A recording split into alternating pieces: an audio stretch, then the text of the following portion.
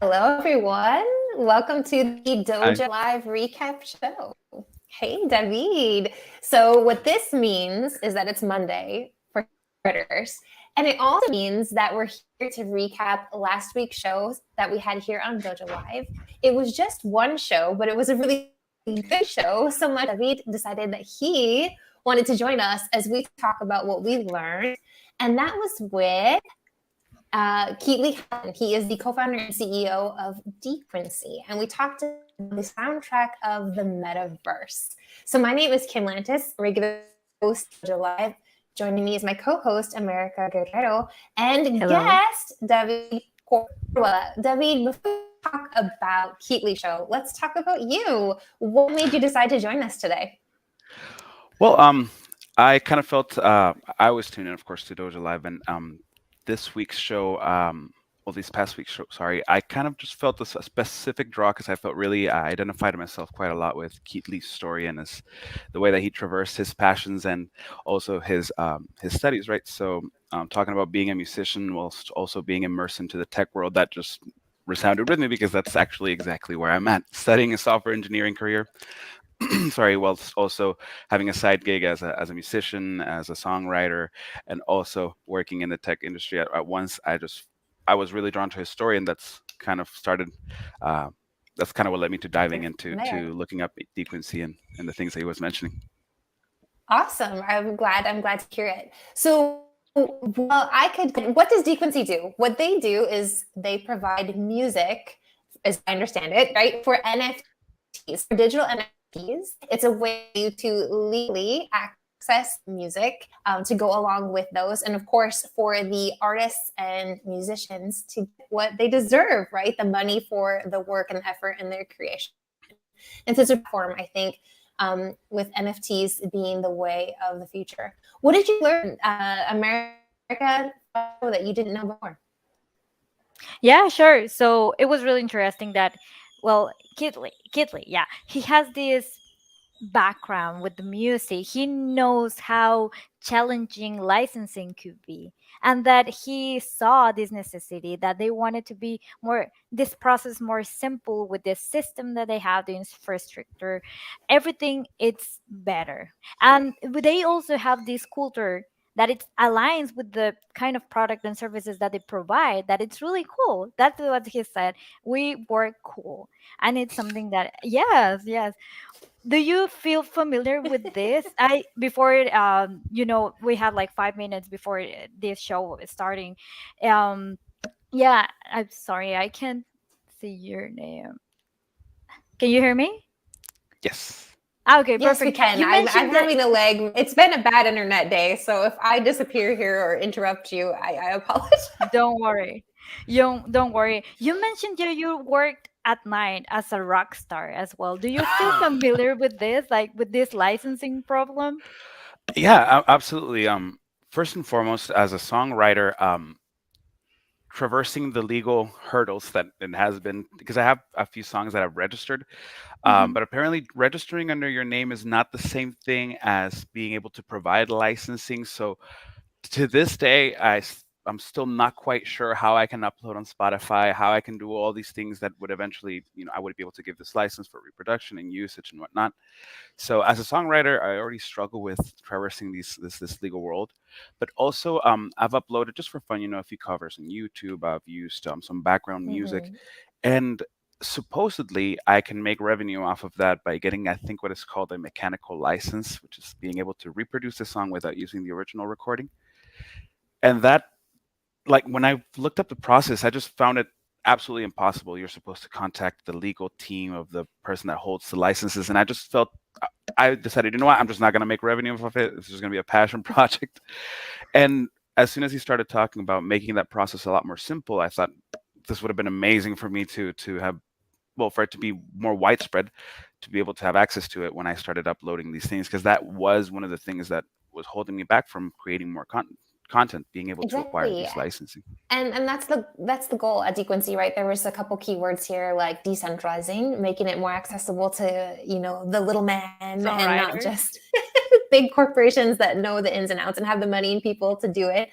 And then a catalyst, right, for artistic collaboration. So I think there's some really great words there: decentralization, catalyzing, catalyst, collaboration, all really, really good things. There was one live question. This is an interesting show. It had a lot of live questions going on. And there was a question that was asked live that we did not get to answer on air, but we did communicate with Keatley afterward and we got an answer to it. So that question was, how can decentralized music licensing, no, the question was, I lost the question. I only have the answer. How can No, that was the tagline to the show. Let me see if I can't find it. I think I asked the question, which something was about what was coming up. I think the question was something along the lines of how could Dequency and in its blockchain licensing platform allow us to reverse invalid takedowns or submit claims, as a way for when you do license it and automated systems do take that down. How could we use this decentralized process to make also the claim of invalid takedowns a lot quicker and easier? You remember everything. Yeah, I think it was, he remembers everything. I'm sorry, my computer is so slow. It's opening and I can have the actual question. Oh my gosh, I'm so frustrated at my internet today, you guys. It's okay, but we have the answer. And he already we do have the answer. Okay, I'm having a very hard time. I did find it. I have it. I just have, wait, there it goes. It's opening. The question was, would Dequency system also allow for appeals for invalid takedowns? So you're right. You did. Is when the automated system removes videos without properly verifying licensing rights. That was the question. And the answer was, we're analyzing the best way to integrate with Web 2 social platforms. And at the moment, we're not offering licenses that allow for that kind of usage. We will have worked these issues out by the time we do. And it's in our short list for new features to roll out. So good minds think alike, David.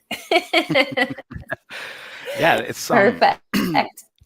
I felt one of the other things that drew my attention to Dequency and their work was also, there's been a lot of talk. It's been quite a concurrent topic in the online creator world, that licensing and invalid takedowns when you created the content and then you just re-uploaded it, that sometimes the automated system takes that down. Once you have already obtained the rights to use other people's music clips, any other kind of artistic creation, those things also end up, the automated system doesn't quite verify that the correct way, and it ends up making, again, coming back to catalyzing, being a catalyst to artistic collaboration and creation. It ends up being one of the biggest hurdles. Not having a team that knows how to navigate that ends up, once you do create the content, it ends up taking it down, and that's another thing that you have to go through. So that's kind of what led me to being really interested. Like, I had it, yes. So you celebrate, and then you're like, dang it. Exactly. I get it. Well, thank you so much for joining us, David, today on our recap show. It's great to hear your opinion. I think it's definitely an exciting company to keep our eye on, and a good show. Keatley's story, and just to be cool, right? To be uncool or cool is the company culture. Everybody wants to be cool.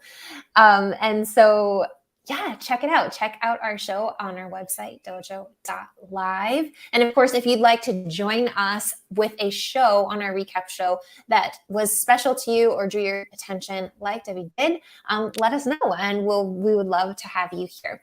So we need to wrap up. What's coming up this week, America? This week, tomorrow, we have Anne Han, Chairman and CEO at Super League Gaming. This topic is going to be related with the metaverse. So 2 shows about the metaverse this month. And the topic is the infinite brand, extensibility of the metaverse. The metaverse is here to stay.